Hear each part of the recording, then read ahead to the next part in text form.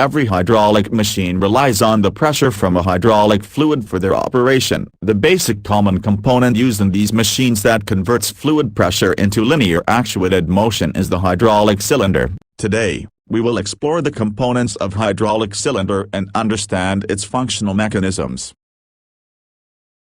The cylinder piston assembly shown here is the most fundamental model of a hydraulic cylinder. It consists of a cylindrical bore with an end cap. Its function is to hold the fluid pressure when oil is pumped into the cylinder. A cylinder head is attached to the other end of the barrel. It completes the enclosure to hold the fluid inside the system. A piston rod extends from inside the cylinder through the head. It transfers the force from the cylinder to the equipment on which the cylinder system is used. A piston is attached to the piston rod. It separates the cylinder bore into two compartments and reciprocates back and forth when the pressure is developed on any side of the cylinder chamber. A set of circular sealing rings are used in the interface of metals. These rings are assembled by making grooves in the metals. The seals used between the surface of metals in relative motion are dynamic seals, and those acting between two surfaces at rest with respect to each other are static seals. A piston seal acts as a pressure barrier between two chambers separated by piston. The guide rings prevent metal-to-metal contact and resists radial forces acting in the cylinder. A wiper seal is used to wipe dirt from the rod while entering through the head and prevent contamination of oil. A rod guide ring is used to absorb transverse forces acting on the system and also prevents metal-to-metal contact of rod and cylinder head. A rod seal prevents the fluid from escaping the chamber. A buffer seal protects the main seal during peak pressures.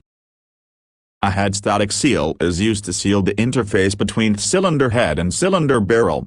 Now let's understand the working of a hydraulic cylinder. The model shown here is a double-acting hydraulic cylinder, which means the system can extend or retract by using hydraulic fluid in both conditions. A fluid pumping unit creates flow of hydraulic fluid into chamber CA.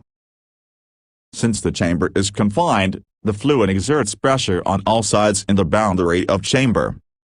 But in this case, the piston is the only movable portion of chamber boundary. So, when a sufficient amount of force is developed, it is forced towards the chamber of low pressure. This also pushes the fluid back to the reservoir from chamber CB. The effective pressure that can be used to generate force is the difference of pressure exerted on the high-pressure chamber CA, and that on the low-pressure chamber CB.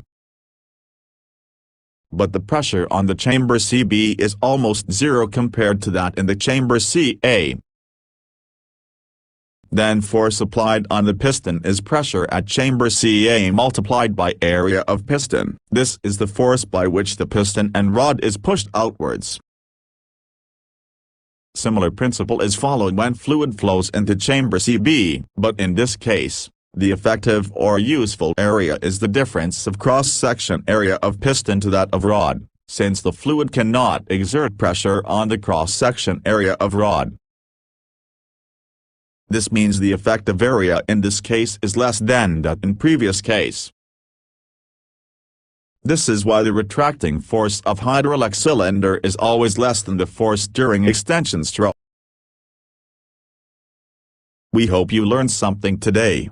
Thank you for watching. We will be coming up with other similar videos soon.